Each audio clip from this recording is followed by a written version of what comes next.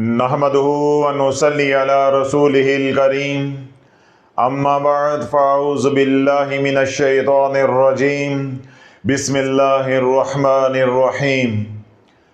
खालिक़े कायनात व मालिके रोज़े माशर अल्लाह रब्बुल इज़्ज़त कुरान मजीद फ़ुरक़ान हमीद में इरशाद फरमाता है, इन्नल्लाह व मलाइकतहु युसल्लूना अलन नबी या अय्युहल्लज़ीना आमनू सल्लु अलैहि व सल्लिमू तस्लीमा।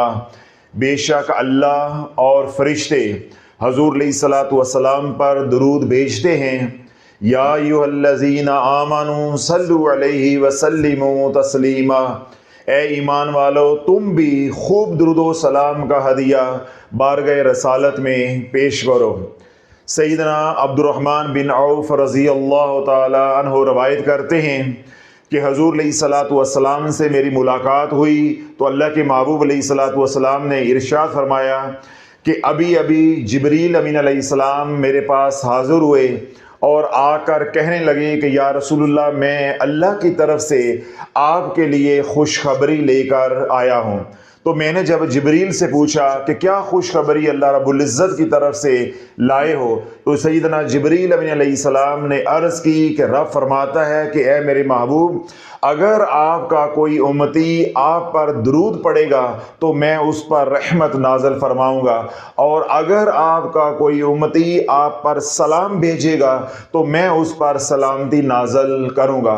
फिर अल्लाह के महबूब अलैहिस्सलातु वस्सलाम ने इरशाद फरमाया कि जब मेरा उम्मती यूँ कहेगा अल्लाहुम्मा सल्ली अला मुहम्मद, यानी दुरूद भेजेगा कि ए अल्लाह अपने महबूब पर रहमत नाज़िल फरमा, तो कल क़यामत के दिन अल्लाह रब्बुल इज़्ज़त उस शख्स को मुकर्रबीन में शामिल फरमाएगा, यानी उसका हशर मुकर्रबीन के साथ होगा, उसका मामला मुकर्रबीन के साथ होगा।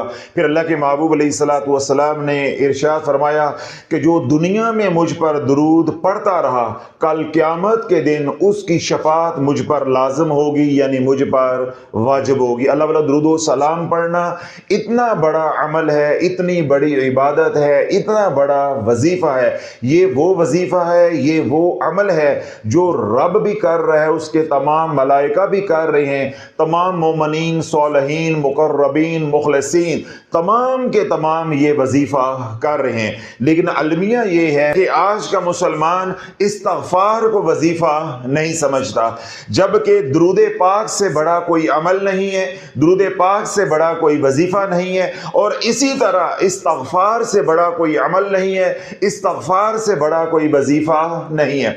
जिस तरह मैंने ये बात अर्ज़ की कि दुरूद पाक इतना बड़ा अमल है कि ये अमल अल्लाह भी कर रहा है, तमाम मलाइका भी कर रहे हैं, सालिहीन भी कर रहे हैं, मुकर्रबीन भी कर रहे हैं, और तमाम ईमान वालों को ये अमल करने का अल्लाह ने हुक्म दिया है।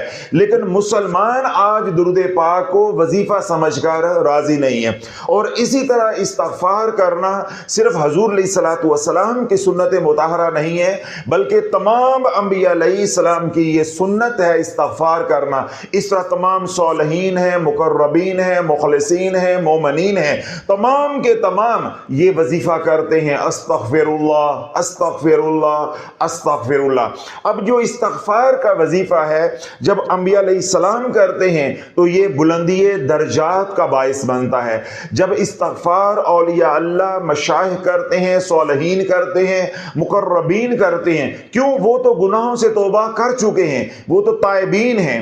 जब वो ये अमल करते हैं, यानी इस्तिग़फ़ार की कसरत करते हैं, तो बुलंदी दर्जात का बायस बनता है। जब यही अमल मैं आप करते हैं, हमारे गुनाहों की माफ़ी का सबब बनता है। लेकिन आज का मुसलमान इस्तिग़फ़ार करके राज़ी नहीं है।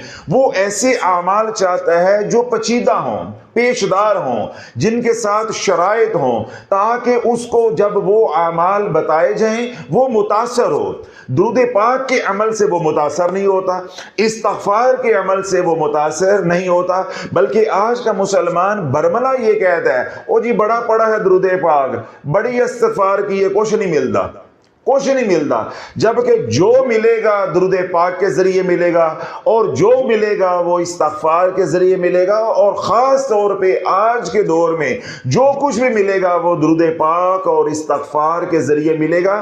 جو بقیہ اعمال ہیں وہ سر آنکھوں پہ ہے، ان کا اپنا مقام ہے، ان کی اپنی ایک منزل ہے، ان کا اپنا ایک درجہ ہے، ان کے اپنے فیض و برکات ہیں، لیکن آج کے دور میں ہر کوئی اوراد و وظائف سے نفع نہیں اٹھا سکتا۔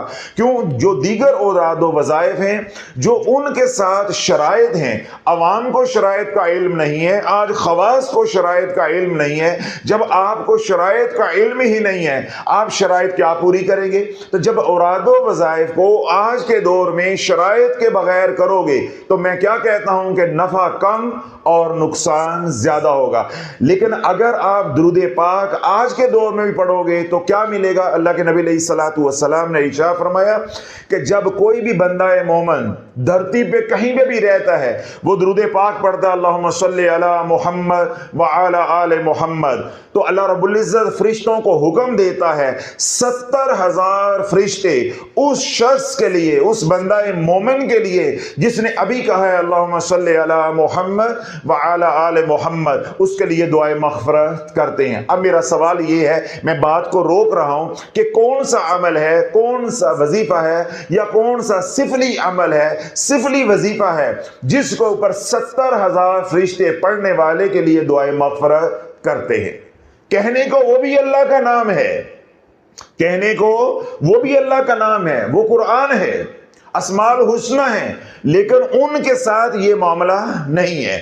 جبکہ درود پاک پڑھنے والے کے ساتھ کیا ہے کہ اگر وہ ایک بار کہتا ہے اللہم صلی علی محمد یا صلی اللہ علیہ وسلم تو 70,000 فرشتے اس کے لیے دعائے مغفرت کرتے ہیں۔ پھر حضور علیہ الصلوۃ والسلام نے ارشاد فرمایا کہ یہ تمام ملائکہ رب کی بارگاہ میں عرض کرتے ہیں کہ یا اللہ فلاں بن فلاں نے دھرتی پہ فلاں جگہ پہ تیرے محبوب پہ درود پڑھا ہے، تو رب ان کو حکم فرماتا ہے کہ تم اس بندہ مومن کے لیے دعائے مغفرت کرتے جاؤ، اور گواہ ہو جو مجھے میری عزت و جلال کی قسم ہے میں نے اسے بھی معاف کر دیا ہے اور اس کے والدین کے گناہوں کو بھی معاف کر دیا ہے، اور قیامت تک جتنی تم عبادت کرو گے تمہاری تمام عبادت کا اجر و ثواب اس کے نامہ اعمال میں لکھا جائے گا جس نے میرے محبوب پہ درود پاک پڑھا ہے اللہم صلی علی محمد۔ تو اللہ یہ تمام فوائد یا فیض و برکات یا یہ تمام نفع دیگر اوراد و وظائف کے ساتھ مشروط نہیں ہے، جبکہ درود پاک پڑھو گے تو یہ سب کچھ تمہیں بن مانگے ملے گا۔ اس لیے بار بار میں بیانات کے اندر یہ بات عرض کرتا رہتا ہوں کہ جب کوئی ورد وظیفہ نہیں چلتا تو اس میں محمد چلتا ہے علیہ الصلوۃ والسلام۔ اس میں محمد یا درود پاک ایسا عمل ہے، ایسا وظیفہ ہے جو تمہارے صرف حالات نہیں بدلتا بلکہ تمہارے مقدروں کو بھی بدل دیتا ہے۔ آج جو بات میں کہنا چاہ رہا ہوں یا جو پیغام آپ تک پہنچانا چاہ رہا ہوں یا جو خوشخبری آپ کو سنانا چاہ رہا ہوں وہ یہ ہے کہ جو اجتماعی درود پاک کا عمل جاری تھا ہمارے آفیشیل چینل کملی پہ، یعنی 100 ارب درود پاک پڑھنے کا، 1 خرب درود پاک پڑھنے کا، اس میں الحمدللہ 2023 جون اور 2024 جون ایک سال میں کم و بیش 11.5 ارب درود پاک عاشقان رسول علیہ الصلوۃ والسلام نے پڑھا۔ پھر 2024 جون سے لے کر 2025 جون تک یعنی دوسرے سال میں جو درود پاک عاشقان رسول علیہ الصلوۃ والسلام نے پڑھا ہے اس کا ٹوٹل ہو گیا ہے۔ وہ ٹوٹل میں آپ کے سامنے پڑھ دیتا ہوں، وہ ٹوٹل ہے 12 ارب 64 لاکھ 3,079، یعنی کم و بیش آپ راؤنڈ فیگر میں کہہ سکتے ہیں کہ 13.25 ارب یا کم و بیش 13 ارب درود پاک الحمدللہ ایک سال میں پڑھا گیا، یعنی جو یہ سال ابھی مکمل ہوا ہے۔ اللہ بولو اگر آپ بھی اپنے مسائل گھر بیٹھے حل کرنا چاہتے ہو تو نئے سال کی ابتدا درود مغفرت سے کرو، نئے سال کی ابتدا درود پاک سے کرو۔ جب اپنے نئے سال کی ابتدا اس مبارک عمل سے کرو گے تو سارا سال فیض و برکات کا نزول ہوتا رہے گا۔ اگر آپ جادو کے شکار ہیں تو انشاءاللہ درود پاک کی برکت سے جادو ٹوٹ جائے گا۔ اسی طرح اگر آپ اوراد و وظائف کر کر کے عصر بد کا شکار ہو گئے، یعنی رجت کے مریض بن گئے ہیں، رجت کا شکار ہو گئے، تو درود پاک سے انشاءاللہ رجت کی بیماری کا علاج ہو جائے گا، نیگیٹو انرجی کا علاج ہو جائے گا، عصر بد ختم ہو جائے گا۔ اسی طرح اگر آپ مالی تنگدستی کا شکار ہیں، گھر میں لڑائی جھگڑے ہیں، بیٹیوں کے رشتوں کی بندش ہے، یا بیٹے پڑھ گئے ہیں، ڈگریاں ہیں لیکن روزگار نہیں ہے، کسی بھی طرح کا مسئلہ ہے، اندرونی ہے یا بیرونی ہے، ذاتی ہے یا سارے خاندان کا اجتماعی مسئلہ ہے جس نے آپ کی زندگی کو عذاب بنایا ہے، عرض یہ کرنا چاہ رہا ہوں تمام اعمال سے، تمام وظائف سے، ہر طرح کے رسالے سے، کتاب سے، سوشل میڈیا سے منہ موڑ کے حضور کی غلامی کی طرف آ جاؤ، اور حضور کی غلامی کے لیے پہلا عمل اور آخری عمل جو نفع دیتا ہے وہ ہے اللہم صلی علی محمد وعلی آل محمد، وہ ہے درود پاک۔ اپنے نئے سال کی ابتدا درود پاک سے کریں، اور بالخصوص درود مغفرت سے۔ اور درود مغفرت کیا ہے؟ اللہم صلی علی محمد وعلی آل محمد وبارک وسلم۔ یہ جو میں نے پہلے پڑھا 2-4 مرتبہ اللہم صلی علی محمد وعلی آل محمد، یہ درود ابراہیم کا اول حصہ ہے جو آپ عمومی طور پہ پڑھتے ہیں، اس کو درود اہل بیت کہتے ہیں۔ اور اگر آپ اس میں برکت اور سلامتی کی دعا کو شامل کر لیں گے تو یہ درود پاک جامع ہو جائے گا، مکمل ہو جائے گا، کامل ہو جائے گا، اکمل ہو جائے گا۔ پھر اس کے ہوتے ہوئے آپ کو کسی اور درود پاک کے صیغے کی ضرورت نہیں رہے گی۔ تو درود مغفرت جامع صیغہ ہے، مکمل صیغہ ہے، اکمل صیغہ ہے، اور آپ نے یوں پڑھنا ہے اللہم صلی علی محمد وعلی آل محمد وبارک وسلم، اللہم صلی علی محمد وعلی آل محمد وبارک وسلم، اللہم صلی علی محمد وعلی آل محمد وبارک وسلم۔ میں نے 3-4 بار دہرا دیا ہے، امید کرتا ہوں آپ کو یاد ہو گیا ہوگا، نہیں تو آپ اتنا کلپ کاٹ کے آپ ڈاؤن لوڈ کر لیں، اس کو سیو کر لیں، 2-4 بار پڑھیں، آپ کو یاد ہو جائے گا۔ میں نے آپ کو یاد کرنے کا طریقہ بھی سمجھایا ہے کہ اللہم صلی علی محمد وعلی آل محمد یہ درود اہل بیت ہے، اور یہ درود ابراہیم کا اول حصہ ہے جو آپ پڑھتے بھی ہیں۔ اب اس میں آپ نے صرف اضافہ کرنا ہے برکت کی دعا کا اور سلامتی کی دعا کا، وبارک وسلم، وبارک وسلم۔ جب وبارک وسلم یہ 2 الفاظ کا اضافہ کر دو گے تو درود اہل بیت ہی درود مغفرت میں بدل جائے گا۔ اب تو یاد ہو جائے گا، بچوں کی طرح میں نے آپ کو پلے گروپ کی طرح سمجھا دیا، اللہم صلی علی محمد وعلی آل محمد وبارک وسلم۔ تو اللہ بولو اپنے نئے سال کی یا نئے مہینے کی ابتدا آپ نے درود مغفرت سے کرنی ہے۔ تمام مسائل کو اپنے ذہن میں رکھ کر، دنیا کی پریشانیاں ہیں یا آپ عملیات کے مسافر ہیں، اعمال کر رہے ہیں، ان کی زکوٰۃ دے رہے ہیں، ان کی تاثیر نہیں آ رہی، یا عمل نہیں چل رہا، یا لوگوں کو شفا نہیں ہو رہی، یا آپ مطمئن نہیں ہو رہے، درود مغفرت پڑھو، جو مانگو گے وہ آپ کو ملے گا۔ اسی طرح آپ سالک ہیں، روحانیت کے مسافر ہیں، اپنی روحانیت کو بڑھانے کے لیے درود مغفرت پڑھو۔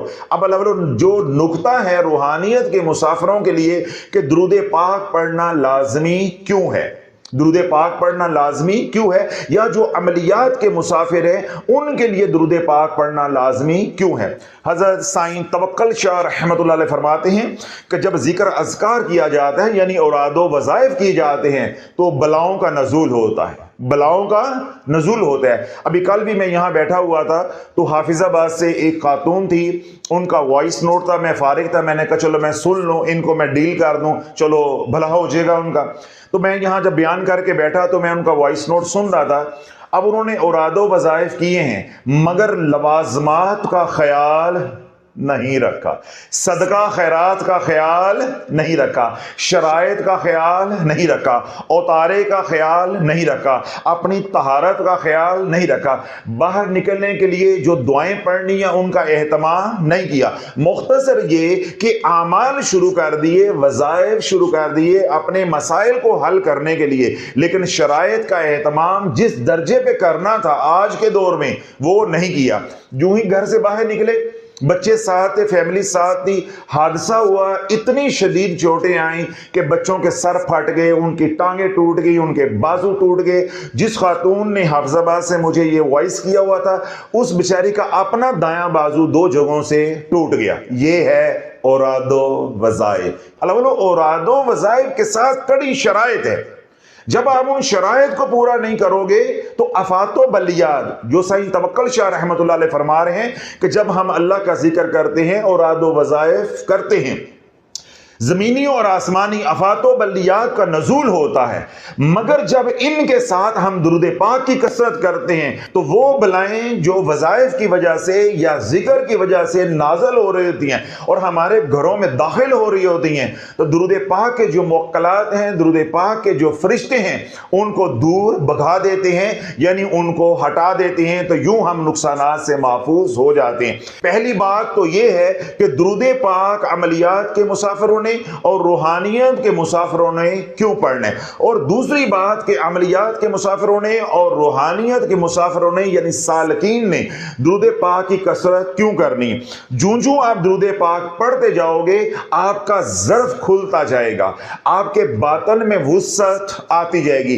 वो आमाल जो आप कर रहे हो उनसे जो एनर्जी जनरेट हो रही है उसको पचाने की, उसको हजम करने की ताकत आप में बढ़ती जाएगी। दुरूद पाक वो बाकमाल अमल है, वो बाकमाल वजीफा है जो हमारे बातन को वुसअत देता है, हमारे बातन को वुसअत देता है। देखिए हमारे पास आने वाले हजारों लोग ऐसे हैं जिनके ऊपर रजत नहीं पड़ी, तो जो है बड़ा अहम नुक्ता आपको दे रहा हूं, रजत नहीं पड़ी, वो बीमार क्यों हुए। अब सवाल ये पैदा होता है उनके ऊपर जादू भी नहीं है, उनके ऊपर रजत भी नहीं है, वो बीमार क्यों हुए। वो बीमार इसलिए हुए कि उनका ज़र्फ इतना नहीं था, उनके पचाने की ताकत इतनी नहीं थी, उनके बातन के अंदर गुंजाइश इतनी नहीं थी। उन्होंने क्या किया कि सवा लाख मरतबा आयत करीमा पढ़ लिया, सवा लाख मरतबा जो है वो चौथा कलमा शुरू कर लिया। फिर उनके घर में कोई फौत हो गया तो उन्होंने सवा लाख मरतबा पहला कलमा पढ़ के बख्शवाना शुरू कर दिया। बाद में मदारी का रसाला हाथ आ गया तो उन्होंने सवा लाख मरतबा जो है वो या जब्बारू या कहारू का अमल शुरू कर दिया। फिर दीगर औराद वज़ाहिफ भी वो साथ पढ़ते रहे, नीला पीला चिट्टा काला भी करते रहे। ना उन्हें शराइत का इल्म था, ना उन्हें मजाज का इल्म था कि इन औराद वज़ाहिफ का मजाज आपस में मिलता है, क्या इन औराद वज़ाहिफ का मजाज मेरे साथ मिलता है, या इन तमाम औराद वज़ाइफ में से मेरी क्या जरूरत है। वो महज अपनी परेशानियां खत्म करने के लिए और कुछ अजर सवाब के लिए जो हाथ आया वो पढ़ते रहे। अब अंदर इतनी वुसअत नहीं थी, अंदर इतनी वुसअत नहीं थी, वो अपने ही आमाल की एनर्जी के नीचे आकर जल गए, अपने ही आमाल की एनर्जी के नीचे आकर जल गए। जिस तरह अब मेरी गुंजाइश है एक रोटी खाने की तो मैं 10 रोटियां खा लूंगा या 8 रोटियां खा लूंगा या 5 रोटियां खा लूंगा, तो मेरा क्या हाल होगा। यही उनके साथ हुआ। तो जब अमलियात के मुसाफिर या रूहानियत के मुसाफिर हैं, जब वो अपने अपने आमाल के साथ दुरूद पाक पढ़ते रहेंगे तो उसका नफा क्या होगा। पहला नफा मैंने बताया क्या होगा कि जो जमीनी और आसमानी आफातो बलियात का नजूल होता है, हमारे घरों में दाखिल होती हैं, हमें नुकसानात पहुंचाती हैं, दुरूद पाक की बरकत से वो घर से दूर रहेंगी। यानी दुरूद पाक के जो मुवक्किलीन हैं वो उनको हमारे घर से दूर कर देंगे, हमारी जात से दूर कर देंगे, पहला नफा। दूसरा नफा क्या होगा कि हमारा बातन जो है वो वुसअत अख्तियार करता जाएगा, हमारे बातन के अंदर एब्जॉर्ब करने की जो कैपेसिटी है वो बढ़ती जाएगी। फिर जितने भी हम औराद वज़ाइफ करेंगे या आमाल करेंगे या आमाल की ज़कात देंगे, उनको पचाने की, हजम करने की, संभालने की ताकत हमारे अंदर बढ़ती जाएगी। इसी तरह जो सालकीन हैं जब वो दुरूद पाक की कसरत करेंगे, जितना फैज़ उनको अपने बुजुर्गान से मिलेगा, औलिया अल्लाह से मिलेगा, अपने मुर्शिद से मिलेगा, उनका बातन उसके लिए तैयार होगा, उसको जज्ब कर सके, उसको संभाल सके। तो ये दो नफे हैं या ये दो बातें हैं बुनियादी जिनके लिए दुरूद पाक पढ़ना अमलियात के मुसाफिरों को भी और रूहानियत के मुसाफिरों को भी जरूरी है। अब तीसरा ग्रोह या इधर से पहला ग्रोह कौन सा है, अवामुन्नास का, जिन्होंने अपना इलाज मुआवजा करना है। अपने इलाज मुआवजे के लिए आप जब औरादो वज़ाइफ कर रहे हैं, ठीक है, जो भी किसी ने बताए, अगर आप उसके साथ दुरूद पाक नहीं पढ़ोगे तो तुम्हारा हशर भी वही होगा जो हाफिजाबाद फैमिली वाला का हुआ है। یعنی آپ کے گھر میں حادثے ہوں گے، پریشانیاں ہوں گی، کبھی فریج جلے گا، کبھی اے سی جلے گا، کبھی بچے گریں گے، کبھی کوئی بیمار ہوگا، کبھی کوئی بیمار ہوگا، کبھی مالی نقصان ہوگا، کبھی جانی نقصان ہوگا، اور آخر پہ آپ آ کر بدظن ہو جائیں گے، مایوس ہو جائیں گے کہ اتنا کچھ پڑا ہے، ملی تو کوئی شے نہیں، ہم پڑھتے ہی نہیں ہیں، ہم پڑھتے ہی نہیں ہیں، تو آپ کیا ہوگے؟ نقصان اٹھانے والے ہوگے۔ اور غلطی کیا ہوئی کہ آپ نے درود پاک نہیں پڑھا۔ اگر اعمال کرنا یعنی روحانی علاج کرنا آپ کی ضرورت ہے تو کرو، مگر ساتھ درود پاک پڑھو۔ اس طرح عاملین حضرات ہیں، جو اعمال وہ کر رہے ہیں، جن اعمال کی وہ زکوٰۃ دے رہے ہیں، دو، مگر ساتھ درود پاک کی کثرت کرو۔ اس طرح سالکین ہیں، جس رستے پہ وہ چل رہے ہیں، سلوک طے کرو، اپنے بزرگوں سے فیض یاب ہوں، مگر ساتھ درود پاک پڑھو۔ مخاطب کن سے ہوں؟ ان لوگوں سے جن کو چسکا ہے اوراد و وظائف کرنے کا، یا جو حریص ہیں کہ ہم یہ پڑھیں گے تو یہ مل جائے گا، یہ پڑھیں گے تو یہ مل جائے گا۔ ان کو سمجھا رہا ہوں کہ تمام اوراد و وظائف سے توبہ کر لو۔ اللہ نہ کرے ایک وظیفہ بھی الٹا پڑ گیا، تم نہیں الٹو گے، تمہاری 7 نسلیں الٹ جائیں گے۔ نہیں سمجھ آئی؟ نہیں سمجھ آئی آپ کو ابھی؟ اگر ایک وظیفہ الٹا پڑ گیا، ممکن ہے پہلا ہی الٹا پڑ جائے، ممکن ہے جب آپ 100 وظیفے کامیابی کے ساتھ کر جو اور آپ کو ہم نے تو اتنے کیے ہمیں تو کچھ نہیں ہوتا، تو پتہ چلے جب 101 شروع کیا ہے وہ الٹا پڑ جائے۔ تو کوئی بھی الٹا کسی بھی وقت پڑ سکتا ہے۔ تو سمجھانا یہ چاہ رہا ہوں، یا نقطہ آپ کو یہ دینا چاہ رہا ہوں، اللہ نہ کرے زندگی میں آپ اوراد و وظائف کرتے کرتے پھنس گئے، ایک بھی وظیفہ آپ کو الٹا پڑ گیا، آپ نہیں الٹو گے، آپ کی 7 نسلیں الٹ جائیں گی، آپ کی 7 نسلیں برباد ہو جائیں گی۔ اس لیے سمجھانا یہ چاہ رہا ہوں، اللہ والو، اگر آپ اوراد و وظائف محض اجر و ثواب کے لیے کر رہے ہو، آپ کو ایک چسکا ہے، ایک حرص ہے، آپ کے پاس وقت ہے، کچھ نہ کچھ پڑھتے رہنے کی عادت ہے، تو سب کچھ چھوڑ دو، ہر چیز سے توبہ کر لو۔ سچی اور سچی توبہ کرنے کے بعد اپنی جان کا صدقہ دو، اپنے اہل و عیال کی جان کا صدقہ دو، اور درود پاک کی طرف آ جاؤ، استغفار کی طرف آ جاؤ۔ وہی 5 اعمال جو میں بتاتا ہوں، ان 5 اعمال کی طرف آ جاؤ، کامیاب زندگی گزارو گے۔ ان 5 اعمال کے ساتھ شافی نے دعویٰ کیا کیا ہوا ہے؟ اعلان ساری امت کے سامنے کیا کیا ہوا ہے کہ جو یہ 5 اعمال استقامت کے ساتھ، مستقل مزاجی کے ساتھ ساری زندگی کرتا رہے گا، اگر تو وہ پہلے رجت کا مریض ہے شفا یاب ہو جائے گا، جادو کا مریض ہے تو انشاءاللہ جادو سے محفوظ ہو جائے گا، جو پہلے جادو ہو چکا ہے وہ جادو ٹوٹ جائے گا۔ گھر کے اندر کسی بھی قسم کی نیگیٹو انرجی ہے اور کسی بھی چینل سے آئی ہے، اس کا علاج خود بخود ہو جائے گا۔ ان 5 اعمال کے اندر رہتے ہوئے کوئی مزید عمل کرنے کی ضرورت نہیں ہے۔ وہ 5 اعمال کیا ہیں؟ 5 وقت کی نماز حصار کے ساتھ، 5 وقت کی نماز حصار کے ساتھ۔ آپ میں سے وہ لوگ جو پہلے بھی آتے ہیں جنہیں معلوم ہے کہ حصار کیا ہے، خضری عمل کیا ہے، حصار نبوی کیا ہے، بہت اچھی بات ہے۔ جو آج پہلی بار تشریف لے کر آئے ہیں یا سوشل میڈیا پہ آج پہلی بار مجھے سن رہے ہیں، حصار کے میں نے 2 طریقے بتائے ہیں۔ آپ یوٹیوب پہ جائیں، لکھیں خضری عمل ڈاکٹر حامد شافی، حصار نبوی علیہ السلام ڈاکٹر حامد شافی، ہمارے آفیشیل چینل سامنے آ جائیں گے۔ یہ دونوں بیانات کے کلپس آپ کے سامنے آ جائیں گے، آپ دونوں کلپس سنیں، سمجھیں۔ جون سا حصار آپ کو آسان لگے، ہر نماز کے بعد آپ نے حصار کرنا ہے، سارا دن کملی والے پہ درود پڑھنا ہے، اللہم صلی علی محمد وعلی آل محمد وبارک وسلم، اور استغفار کو ساتھ جوڑ لینا ہے۔ اب یوں پڑھیں گے، اللہم صلی علی محمد وعلی آل محمد وبارک وسلم استغفر اللہ، اللہم صلی علی محمد وعلی آل محمد وبارک وسلم استغفر اللہ، اللہم صلی علی محمد وعلی آل محمد وبارک وسلم استغفر اللہ۔ یہ سارا دن آپ نے درود پاک پڑھنا ہے۔ رات سونے سے پہلے 100 بار سید الاستغفار، استغفر اللہ الذی لا الہ الا هو الحی القیوم واتوب الیہ، صرف 100 بار، اس سے زیادہ نہیں پڑھنا۔ 2 شرائط ہیں اس کے ساتھ، رزق حلال کماؤ اور کھاؤ، اور اپنی آنکھوں کی حفاظت کرو۔ ان 5 اعمال کی تاثیر کو پانے کے لیے جو اللہ نے دیا ہے اس میں تھوڑا بہت آپ نے اپنی حیثیت کے مطابق اللہ کی راہ میں خرچ کرتے رہنا، یعنی صدقہ اور خیرات کرتے رہنا، دن ہو یا رات ہو، جب بھی آسانی ہو، ما تیسر من القرآن، قرآن میں سے جتنی آسانی ہو وہ آپ نے پڑھتے رہنا یعنی تلاوت کرتے رہنا ہے۔ یہ کل پیکج ہے محفوظ زندگی کے لیے، اور اس کے ساتھ شافی نے اعلان کیا کیا ہے، بشارت کیا دی ہے کہ جو یہ 5 اعمال مستقل مزاجی کے ساتھ ساری زندگی کرتا رہے گا، موت بعد میں آئے گی، مقام ولایت اللہ پہلے عطا فرمائے گا۔ موت بعد میں آئے گی، قبر میں بعد میں اترو گے، انشاءاللہ العزیز اللہ رب العزت اپنے محبوب علیہ الصلوۃ والسلام کی زلفوں کے صدقے مقام ولایت پہلے عطا فرمائے گا۔ کیا یہ بشارت یا یہ اعلان یا یہ دعویٰ یا یہ مقام کسی اور وظیفے کے ذریعے آپ کو مل سکتا ہے؟ تو اللہ والو محفوظ زندگی کی طرف آ جاؤ۔ یہ فتنے کا دور ہے، یہ شر کا دور ہے، یہ فسق و فجور کا دور ہے۔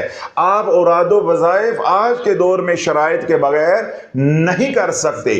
ہاں ممکن ہے آپ ایک وظیفہ پڑھو آپ کا کام ہو جائے، جس طرح میں نے کہا کہ ممکن ہے کہ آپ پہلے وظیفے میں نہ پکڑے جائیں، جب آپ 99 کر لو 100واں کرنے لگے تو پکڑے جاؤ۔ پکڑے تم نے جانا ہے، آج نہیں تو کل، کل نہیں تو پرسوں، ٹنگے تم نے جانا ہے۔ یہ بات تو 100% طے ہے، چاہے آپ مانو یا آپ نہ مانو۔ اللہ والو آج تو خواص پکڑے ہوئے ہیں۔ میں نے کتنی دفعہ آپ کو کہا ہے کہ الحمدللہ اب ہر ہفتے ایک عالم دین اور ایک پیر، یعنی اوسط ہماری جا رہی، ایوریج جا رہی ہے، یہاں آتے ہیں، اپنے گناہوں پہ بھی توبہ کر کے جاتے ہیں، اور جو جو وہ کام کرتے رہے، اعمال کرتے رہے، دم درود کرتے رہے، اوراد و وظائف کرتے رہے، اس سے بھی توبہ کر کے جاتے ہیں کہ ساڈے پیو دی شافی توبہ، ساڈے پیو دی شافی توبہ۔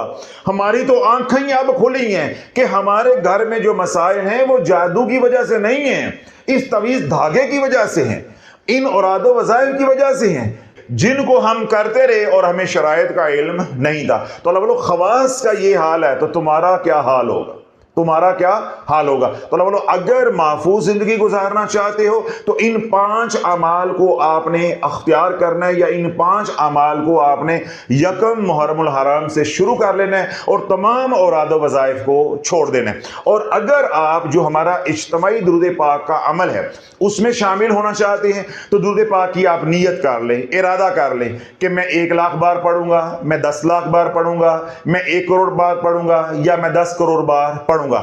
جتنا بھی آپ درود پاک پڑھنا چاہتے ہیں اس کا ارادہ کر لیں اور اجتماعی عمل میں شامل ہو جائے۔ کیوں؟ جب آپ اجتماعی عمل میں شامل ہو جاؤ گے، یہ عاشقان رسول علیہ الصلوۃ والسلام کا قافلہ ہے، یہ ان لوگوں کا قافلہ ہے جو حضور سے محبت کرتے ہیں، جو محض اللہ کی رضا کے لیے اور اللہ کے حکم کی تعمیل کرنے کے لیے درود پاک پڑھے۔ یہ قافلہ رواں دواں ہے مدینہ کی طرف۔ جب اس قافلے میں شامل ہو جاؤ گے تو اس قافلے کی منزل کیا ہے؟ مدینہ۔ ان کی فکر ایک ہے، ان کی سوچ ایک ہے، ان کی منزل ایک ہے، اور یہ قافلہ ہے، یہ جماعت ہے۔ اور جماعت کے بارے میں اللہ کے محبوب علیہ الصلوۃ والسلام نے کیا بات ارشاد فرمائی؟ قال رسول اللہ صلی اللہ علیہ وسلم ید اللہ فوق الجماعت، جماعت کے اوپر اللہ کا ہاتھ ہوتا ہے۔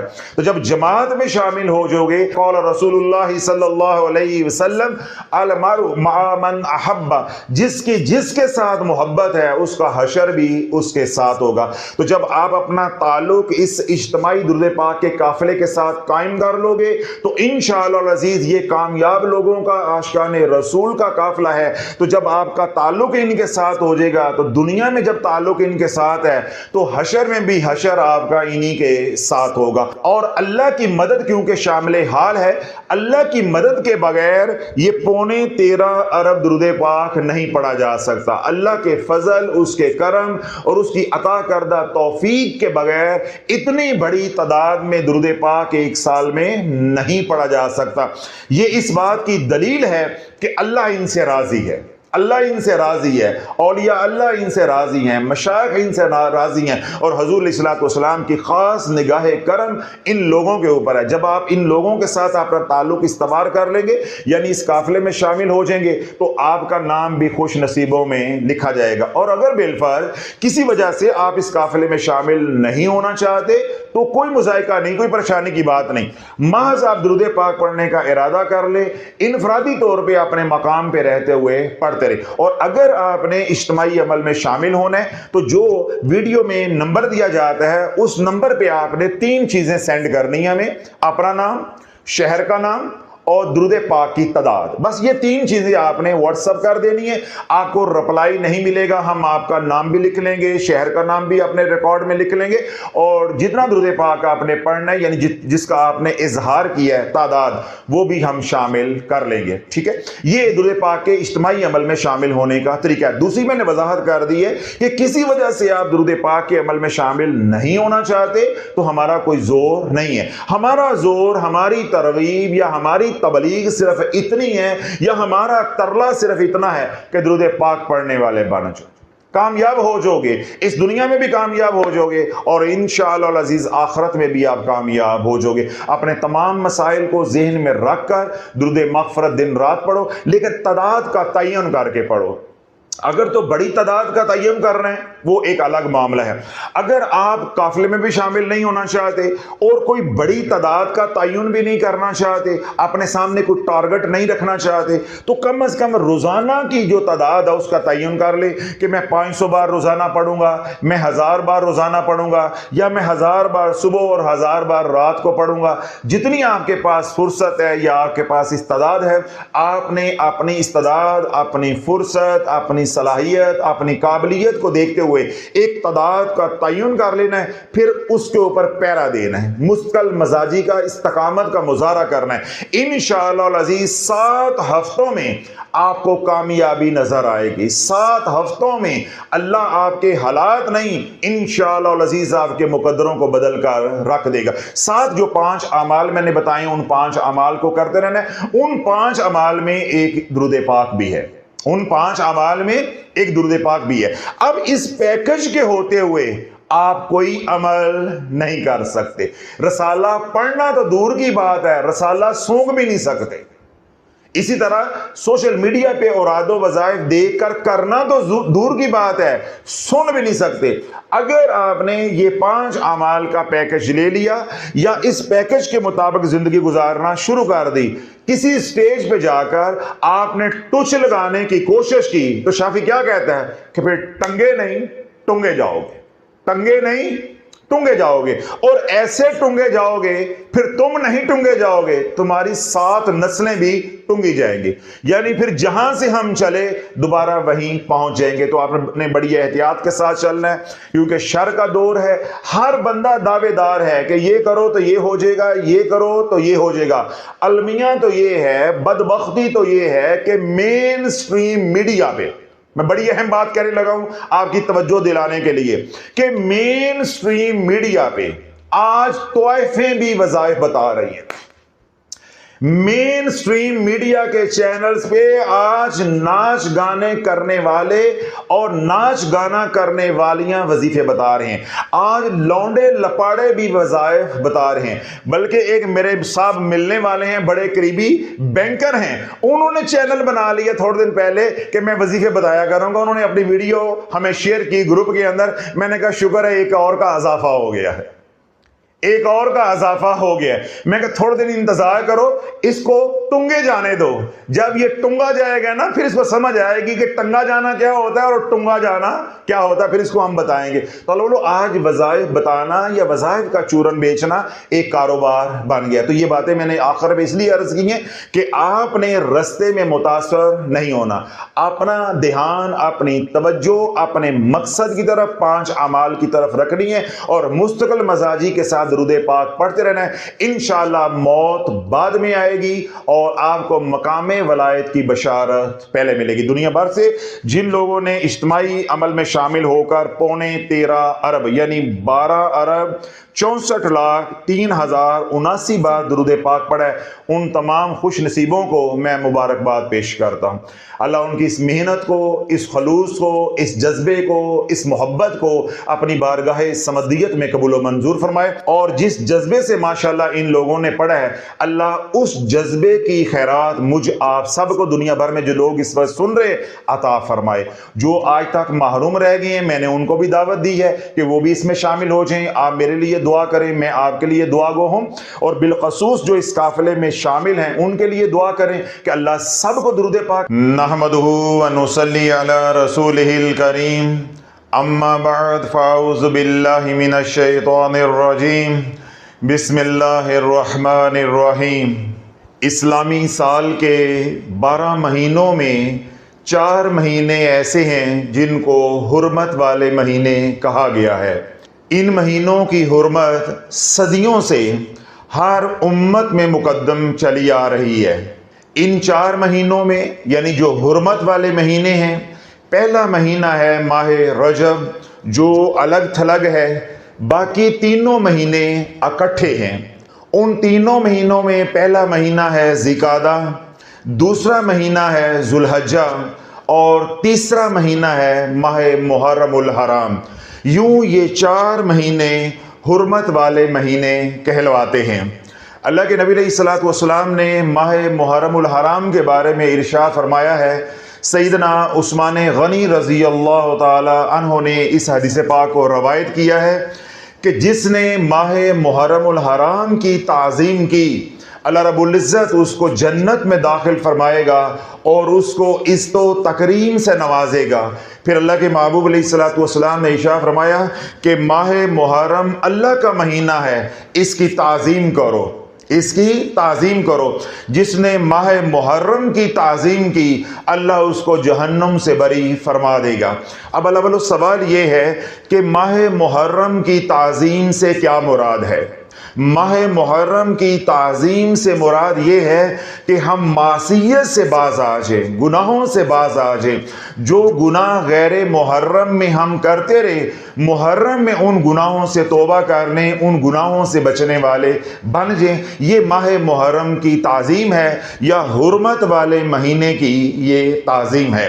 ان مبارک ایام کو یعنی ماہ محرم الحرام کے پہلے عشرہ کو اللہ رب العزت نے یوم عاشوراء سے فضیلت بخشی ہے۔ ہم نے اس عشرے کو فرض عبادات کے بعد نفلی اعمال کے ذریعے قیمتی بنانا ہے تاکہ اس عشرے کے زیادہ سے زیادہ فیض و برکات سے ہم نفع اٹھانے والے بن جائیں۔ جب ہم نفلی عبادات کو یا نفلی اعمال کو اپنے مقاصد ذہن میں رکھ کے کریں گے تو انشاءاللہ العزیز ان مبارک راتوں میں یا ان مبارک دنوں میں جو بھی دعا کرو گے، اللہ رب العزت آپ کی دعا کو شرف قبولیت عطا فرمائے گا۔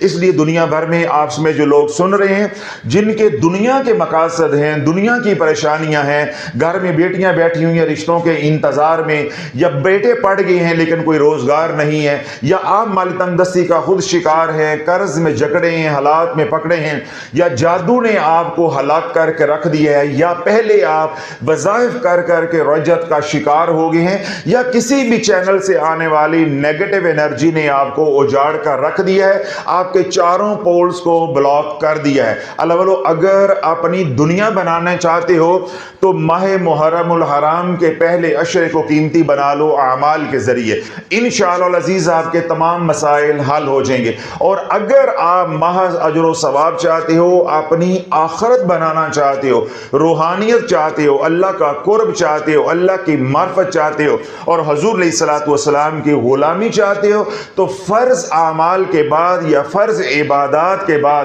وہ اعمال جو اللہ کے نبی علیہ الصلوۃ والسلام نے اپنی امت کو تلقین فرمائے ہیں، ان اعمال کو کرو۔ اللہ رب العزت روحانیت بھی عطا فرمائے گا، اپنا قرب بھی عطا فرمائے گا، اپنی معرفت بھی عطا فرمائے گا اور اپنے محبوب علیہ الصلوۃ والسلام کی محبت بھی عطا فرمائے گا۔ بس اس مہینے میں اور اگلے مہینے یعنی محرم الحرام میں اور ماہ صفر میں عملیات والوں کے لیے کوئی بات نہیں ہوگی۔ اب حضرات نے سنا کہ میں نے روحانی علاج معالجے کی بات کی ہے، میں نے دنیا کی بات کی ہے یا آخرت کی بات کی ہے، یعنی روحانیت کی بات کی ہے۔ عاملین حضرات کے لیے یہ جو 60 دن ہے کم و بیش، ماہ محرم اور ماہ صفر، کوئی عمل وہ نہیں کر سکتے۔ اس لیے دنیا بھر میں جو لوگ ہمارے ساتھ وابستہ ہیں، اگر وہ پر تول رہے ہیں، ارادہ کر رہے ہیں، نیت کر رہے ہیں کہ ہم نئے سال میں یعنی ماہ محرم میں کسی عمل کی زکوٰۃ دیں گے یا ماہ صفر میں دوسرے مہینے میں ہم کسی عمل کی زکوٰۃ دیں گے، تو ہرگز ان 2 ماہ کے اندر کسی بھی عمل کی آپ نے زکوٰۃ نہیں دینی۔ جو بھی عمل ایسا ہے جس کی آپ زکوٰۃ دینا چاہتے ہیں یا ریاضت، مجاہدہ، چلہ کشی کرنا چاہتے ہیں، ان 2 مہینوں کے اندر آپ نے ایسا کوئی عمل نہیں کرنا۔ ان 2 مہینوں میں جو عمومی اعمال ہیں، دنیا بنانے کے لیے یا دنیا کے مسائل حل کرنے کے لیے یا روحانی علاج معالجہ کے لیے، وہ تو آپ کریں گے اور کرتے رہیں گے اور کر سکتے ہیں۔ اسی طرح آپ وہ اعمال بھی کر سکتے ہیں جو روحانیت کو بڑھاتے ہیں، کیونکہ یہ مبارک گھڑیاں ہیں، فیض و برکات والی گھڑیاں ہیں۔ آپ قرب کے لیے، معرفت کے لیے، حضور کی غلامی کے لیے، اجر و ثواب کے لیے، قبر حشر کے لیے آپ اعمال کر سکتے ہیں، لیکن زکوٰۃ دینے والے اعمال نہیں کر سکتے۔ جہاں یہ گھڑیاں فیض و برکات والی ہیں، وہیں زمینی اور آسمانی آفات و بلیات کا نزول بھی بہت زیادہ معمول سے بڑھ جاتا ہے۔ تو جب ہم ریاضت کرتے ہیں، چلا کشی کرتے ہیں یا کسی عمل کی زکوٰۃ دیتے ہیں، ایک تو اس عمل کی وجہ سے آزمائشیں بڑھ جاتی ہیں، مصیبتیں بڑھ جاتی ہیں، تکلیفیں بڑھ جاتی ہیں، غم بڑھ جاتے ہیں، اور ساتھ اگر مہینہ ہوگا ماہ محرم یا مہینہ ہوگا ماہ سفر تو اتنی بلائیں آپ کے اوپر نازل ہوں گی، اتنی مصیبتوں میں آپ پھنس جائیں گے کہ آپ کا عمل ٹوٹ بھی سکتا ہے یا آپ دل برداشتہ بھی ہو سکتے ہیں۔ اس لیے اہل علم یا صاحب عمل حضرات ماہ محرم میں یا ماہ سفر میں عمل کی زکوٰۃ دینے سے منع کرتے ہیں۔ تو میں نے بھی آپ حضرات کو منع کیا ہے کہ ان 2 مہینوں میں آپ نے کسی بھی عمل کی زکوٰۃ دینے کا ارادہ نہیں کرنا۔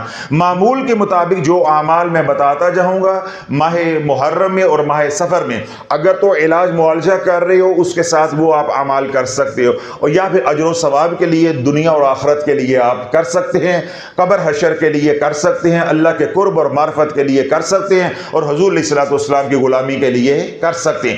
عامل بننے کے لیے آپ کوئی عمل ان 2 ماہ میں نہیں کر سکتے۔ اب ماہ محرم کے پہلے عشرہ میں جو فرض عبادات ہیں وہ تو اپنی جگہ پہ ہیں، غیر محرم ہو، غیر رمضان ہو یا کوئی بھی مہینہ ہو، وہ عبادات تو ہم نے کرنی ہی کرنی ہے۔ اب ماہ محرم کے پہلے عشرہ میں فرض عبادات کے بعد وہ اعمال جو اللہ کے نبی علیہ الصلوۃ والسلام نے عطا کیے ہیں یا اپنی امت کو تلقین کی ہیں، یعنی نفلی اعمال، ہم نے وہ کون کون سے کرنے ہیں؟ ان میں سے پہلا عمل جو آج میں بتانے جا رہا ہوں وہ ہے ماہ محرم الحرام کے نفلی روزے۔ اللہ کے نبی علیہ الصلوۃ والسلام نے ارشاد فرمایا کہ جس نے ماہ ذوالحجہ کی آخری تاریخ کا روزہ رکھا، پھر ادھر سے محرم الحرام کی یکم کا روزہ رکھا، یعنی جس دن آپ نے چاند دیکھا اگلے دن روزہ محرم کا رکھ لیا، ذوالحجہ کا آخری روزہ، سال کا آخری روزہ اور سال کا پہلا روزہ۔ اللہ کے محبوب علیہ الصلوۃ والسلام نے ارشاد فرمایا کہ اللہ اس کو سال بھر کے روزوں کا ثواب عطا فرمائے گا اور اس کے 60 سال کے گناہوں کو معاف فرما دے گا۔ اب اللہ والو یہ پہلا عمل ہے جو ہم نے کرنے کا اہتمام کرنا ہے۔ اللہ رب العزت مجھے بھی دنیا بھر میں جو لوگ سن رہے ہیں سب کو ماہ ذوالحجہ کا آخری روزہ اور یکم محرم الحرام کا روزہ رکھنے کی توفیق عطا فرمائے۔ پھر اللہ کے محبوب علیہ الصلوۃ والسلام نے ارشاد فرمایا کہ جس نے یکم محرم الحرام کا روزہ رکھا، 10 محرم الحرام کا روزہ رکھا، پھر آخری محرم الحرام کا روزہ رکھا، بات سمجھ آ رہی ہے؟ یعنی پہلا روزہ، درمیان میں پھر ایک روزہ، پھر آخری روزہ، یکم محرم الحرام کا روزہ، 10 محرم الحرام کا روزہ اور آخری محرم الحرام کا روزہ، چاہے چاند 29 کا ہو چاہے چاند 30 کا ہو، کیا ملے گا؟ اللہ کے محبوب علیہ الصلوۃ والسلام نے ارشاد فرمایا جس نے ماہ محرم الحرام کے 3 روزے رکھے، ایک اول، ایک درمیان میں اور ایک آخر میں، اللہ اس کو 30 محل عطا فرمائے گا۔ اللہ اس کو 30 محل عطا فرمائے گا اور ہر محل میں 30 حجرے ہوں گے اور درجہ بدرجہ ہوں گے، یعنی ہر حجرہ پہلے والے سے زیادہ خوبصورت ہوگا، یعنی زیادہ قیمتی ہوگا، زیادہ ہیرے جوہرات سے مزین ہوگا۔ اس طرح اللہ کے محبوب علیہ الصلوۃ والسلام نے ارشاد فرمایا کہ ان کے نیچے نہریں بہہ رہی ہوں گی، حور و غلمان خدمت پر مامور ہوں گے، کن کے لیے؟ جو ماہ محرم الحرام کے 3 روزے رکھیں گے، یکم محرم الحرام کا، 10 محرم الحرام کا اور آخری محرم الحرام کا۔ پھر اللہ کے محبوب علیہ الصلوۃ والسلام نے ارشاد فرمایا کہ جس نے 10 محرم الحرام تک مسلسل روزے رکھے، یعنی پہلا پورا عشرہ یکم سے لے کر 10 تک روزوں میں گزارا، اللہ اس کو 10,000 سال کی عبادت کا ثواب عطا فرمائے گا، اور عبادت بھی اس عابد کی جس نے دن میں روزہ رکھا اور رات کو قیام کرتا رہا۔ اسی طرح اللہ کے نبی علیہ السلام نے ارشاد فرمایا کہ تم میں سے جو یہ چاہے کہ میرا وجود جہنم کے عذاب سے محفوظ ہو جائے، وہ محرم الحرام میں روزوں کی کثرت کرے۔ پھر اسی طرح اللہ کے نبی علیہ السلام نے ارشاد فرمایا کہ جس نے ماہ محرم کی شب جمعہ کو عبادت کی، یعنی دن میں روزہ رکھا اور رات کو عبادت کی، وہ ایسے ہی ہے جیسے اس نے شب قدر کو پا لیا۔ تو اللہ بولو، عرض یہ کرنا چاہ رہا ہوں، پیغام یہ دینا چاہ رہا ہوں کہ ہم نے ان ایام کو قیمتی بنانا ہے اعمال کے ذریعے، مگر اعمال وہ کرنے ہیں جو اللہ کے محبوب نے بتائے ہیں، جو اللہ کے محبوب علیہ السلام نے امت کو تلقین فرمائے ہیں۔ کیوں؟ یہ نیا سال شروع ہونے جا رہا ہے، اب وظائف کا چورن بگے گا، یکم کا یہ وظیفہ، 2 کا یہ وظیفہ، 3 کا یہ وظیفہ، 4 کا یہ وظیفہ۔ جب میں نے ماہ ذوالحجہ کے پہلے عشرہ کے اعمال بتائے، تب بھی میں یہ بات بار بار دہراتا رہا کہ ہم نے متفرق وظائف نہیں کرنے، ہم نے متفرق مستحب اعمال نہیں کرنے۔ کیوں؟ جب آپ اعمال کرو گے 1 دن کے 2 دن کے، پھر ان کو چھوڑ دو گے، ان کا اثر بد آ کرے گا، ان کی رجت پڑ کرے گی۔ مگر وہ اعمال جو اللہ کے نبی علیہ السلام نے عطا کیے ہیں، جب ہم ان اعمال کا اہتمام کریں گے تو اس کے 2 نفع ہوں گے، ایک تو سنت کا نور داخل ہوگا، اور دوسرا ہم ہر طرح کی رجت سے اور ہر طرح کے اثر بد سے بھی محفوظ ہوں گے، اور تیسرا سب سے بڑا جو انعام ملے گا کہ اللہ کی رضا اور اس کے محبوب کی رضا ہمیں حاصل ہو جائے گی۔ تو ہم نے اعمال وہ کرنے ہیں جو اللہ کے نبی نے عطا کیے ہیں، یا جن اعمال کے کرنے کا اللہ نے حکم دیا ہے۔ ہم نے وظائف نہیں کرنے، ہم نے رسالے سے متاثر نہیں ہونا، ہم نے کتابوں سے متاثر نہیں ہونا، ہم نے یوٹیوب پہ بکنے والے چورن سے متاثر نہیں ہونا، ہم نے متاثر ہونا ہے تو حضور کی تعلیمات سے متاثر ہونا ہے۔ اب حضور علیہ السلام نے جو نفلی اعمال اپنی امت کو عطا کیے ہیں، وہ ہیں روزے، وہ ہیں روزے، وہ ہیں نوافل، وہ ہیں تسبیحہ۔ آج کیونکہ جو میں کلام کر رہا ہوں وہ روزوں کی فضیلت پہ ہے، تو اللہ کے محبوب علیہ السلام نے کیا بات ارشاد فرمائی ہے؟ جس نے محرم الحرام کے پہلے عشرہ کے روزے رکھے، یعنی یکم سے لے کر 10 تک، اس کو اللہ 10,000 سال کی عبادت کا ثواب عطا فرمائے گا۔ اسی طرح اللہ کے محبوب علیہ السلام نے ارشاد فرمایا کہ جس نے یکم محرم الحرام سے لے کر 9 محرم الحرام تک، یعنی 9 روزے رکھے، اللہ رب العزت اس کو 4 مربع میل کا محل عطا فرمائے گا، جس کے 40,000 دروازے ہوں گے۔ 9 روزوں کا اجر و ثواب اللہ اتنا عطا فرمائے گا۔ پھر اگلی بات اللہ کے محبوب علیہ السلام نے ایسی ارشاد فرمائی ہے کہ اس سے آگے کسی اور بات کی یا اور تعلیم کی ضرورت ہی نہیں رہ جاتی، یا کسی اور ترغیب کی ضرورت نہیں رہ جاتی۔ حضور علیہ السلام نے ارشاد فرمایا ہے کہ ماہ رمضان مبارک کے بعد سب سے زیادہ فضیلت والے روزے ماہ محرم کے پہلے عشرے کے ہیں۔ پھر اللہ کے محبوب علیہ السلام نے ارشاد فرمایا کہ فرض نمازوں کے بعد سب سے زیادہ محبوب نماز اللہ کو وہ ہے جو ماہ محرم الحرام کے پہلے عشرہ میں پڑھی جائے، یعنی وہ نوافل جو ماہ محرم الحرام کے پہلے عشرہ میں پڑھے جائیں، وہ نوافل اللہ کو فرض عبادت کے بعد سب سے زیادہ محبوب ہیں۔ تو یوں ہم نے محرم الحرام میں روزوں کا اہتمام کرنا ہے، ہم نے محرم الحرام میں انشاءاللہ العزیز نوافل کا اہتمام کرنا ہے، اور ہم نے محرم الحرام میں انشاءاللہ العزیز ذکر و فکر کا اہتمام کرنا ہے۔ اب یہ 3 طرح کے اعمال ہیں، ان 3 طرح کے اعمال میں پہلا عمل کیا ہے؟ روزے۔ اگر اللہ نے سکت دی ہے، ہمت دی ہے، جذبہ دیا ہے، تو ارادہ کر لیں کہ انشاءاللہ العزیز میں پہلے عشرے کے سارے روزے رکھوں گا، یعنی یکم سے لے کر 10 محرم الحرام تک۔ اور اگر کوئی بیماری ہے، کوئی عذر ہے، سکت نہیں ہے، یا کوئی مصروفیت ہے، تو آپ 10 روزے نہیں رکھ سکتے تو آپ نیت کر لیں کہ میں ماہ ذوالحجہ کا آخری روزہ رکھوں گا اور انشاءاللہ العزیز یکم محرم الحرام کا روزہ رکھوں گا۔ تو اس کے بارے میں اللہ کے محبوب علیہ الصلوۃ والسلام نے کیا بات ارشاد فرمائی ہے کہ 1 سال کے اللہ روزوں کا ثواب عطا فرمائے گا اور 60 سال کے گناہوں کا کفارہ اللہ قبول فرما لے گا۔ یا یہ ارادہ کر لے، اور اگر یہ نہیں کرنا تو یہ ارادہ کر لیں کہ میں یکم محرم الحرام کا روزہ رکھوں گا، پھر درمیان میں 10 محرم الحرام کا روزہ رکھوں گا، اور پھر آخر پہ میں آخری محرم الحرام کا روزہ رکھوں گا۔ تو یوں یہ 3 پیکج آپ کے پاس ہیں، اور چوتھا پیکج آپ خود بنا سکتے ہیں کہ پہلے عشرے کے بھی روزے رکھیں اور بعد میں جو 20 دن رہ جاتے ہیں، 2 عشرے رہ جاتے ہیں، جب جب آسانی ہو آپ نے روزوں کا اہتمام کرتے رہنا۔ تو یہ پہلا عمل ہے جو میں نے آج آپ تک پہنچایا ہے کہ ہم نے 3 اعمال جو اللہ کے محبوب نے ہمیں عطا کیے، ان میں سے جو پہلا عمل ہے وہ ہے روزوں کا اہتمام کرنا۔ اب ان روزوں کے ساتھ ہم نے کون سے اعمال کرنے؟ وہی 5 اعمال کرنے جو میں امت کو پچھلے 2.5 سال سے بتا رہا ہوں۔ 5 وقت کی نماز حصار کے ساتھ۔ حصار کے میں نے بسم اللہ الرحمن الرحیم۔ السلام علیکم ناظرین، آپ یوٹیوب چینل دیکھ رہے ہیں، میں عمران خان ہوں۔